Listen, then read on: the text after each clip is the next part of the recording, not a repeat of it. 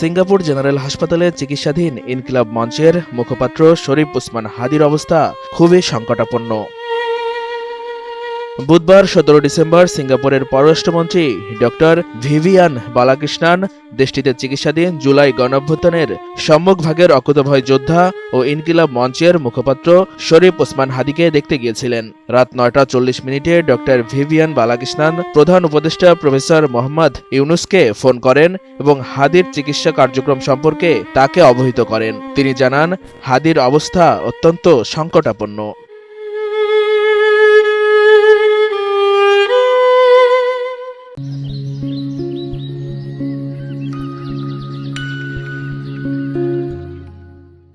প্রধান উপদেষ্টা দেশবাসীকে শান্ত থাকার আহ্বান জানিয়ে হাদির জন্য দোয়া ও প্রার্থনা করার অনুরোধ করেছেন। উল্লেখ্য, সংকটাপন্ন অবস্থাতেই এয়ার অ্যাম্বুলেন্সে গত সোমবার হাদিকে সিঙ্গাপুর পাঠানো হয়। এয়ার অ্যাম্বুলেন্সেই তার অবস্থার কিছুটা অবনতি হলেও হাসপাতালে নেওয়ার পর কিছুটা উন্নতি হয়।